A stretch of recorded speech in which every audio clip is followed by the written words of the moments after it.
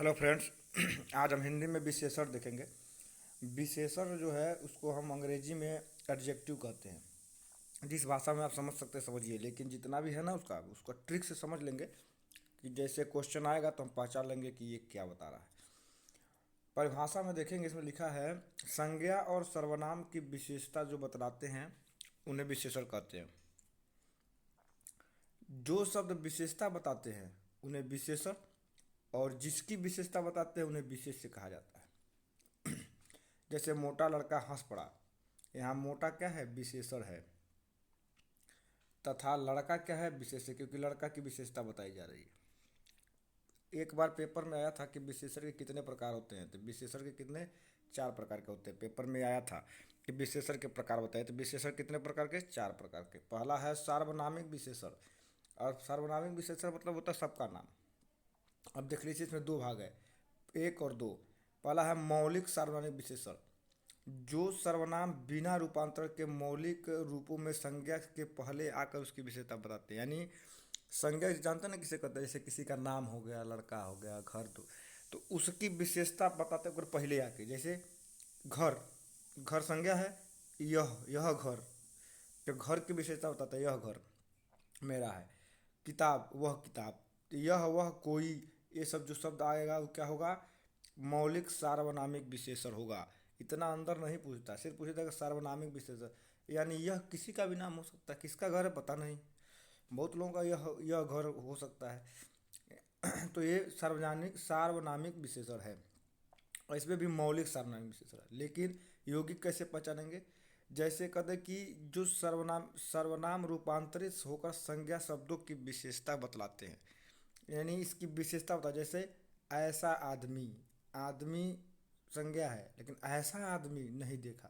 कैस कैसा घर चाहिए, जैसा, यानी ऐसा, कैसा, जैसा अगर शब्द आ जाता है तो समझ लीजिएगा कि ये यौगिक सर्वनामिक विशेषण है। यह हुआ कोई आएगा तो मौलिक सर्वनामिक विशेषण, ऐसा, कैसा, जैसा आ जाएगा तो यौगिक सर्वनामिक विशेषण।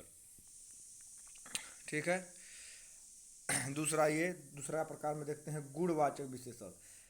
क्या नाम है इसका? गुणवाचक विशेषण।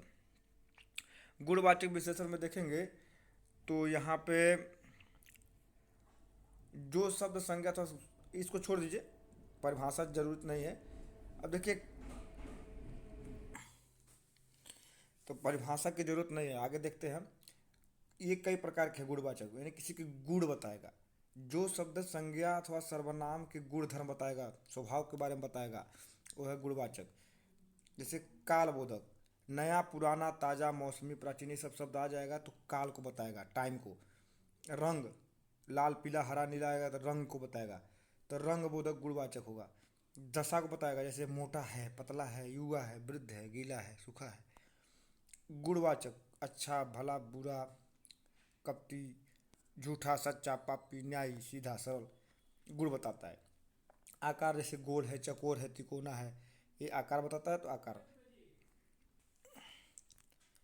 तीसरा है संख्यावाचक विशेषण, जो संख्या को बताता है। इसमें भी 2 प्रकार के हैं।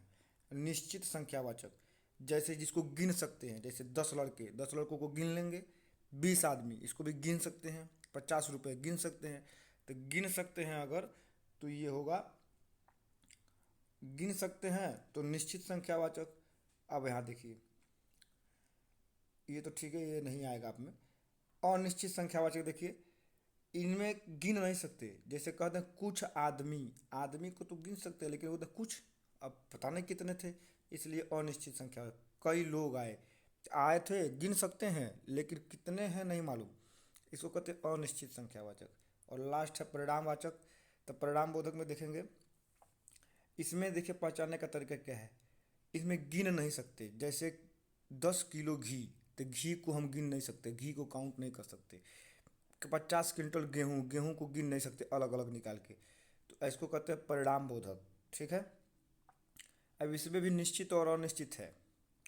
जैसे 10 संख्या लगा देगा, 10 किलो, 50 किलो, 50 क्विंटल, तो वो निश्चित हो जाएगा। और अनिश्चित मतलब बहुत सा, थोड़ा सा, तो थोड़ा सा दूध, बहुत सा दूध, ऐसा शब्द आ जाएगा तो अनिश्चित होगा। और ये प्रविशेषण एक बार पूछा है, प्रविशेषण जो विशेषण की विशेषता बताए, प्रविशेषण। जैसे वह तेज दौड़ता है, ठीक है, तेज क्या है, विशेषण बता रहा है। लेकिन बहुत तेज दौड़ता है तो बहुत क्या है, ये प्रविशेषण मतलब और ज़्यादा विशेषता को जोड़ दे रहा है। जैसे वह सुंदर है, लेकिन वो कहता है अत्यंत सुंदर, तो अत्यंत क्या है, प्रविशेषण है। ठीक है, धन्यवाद।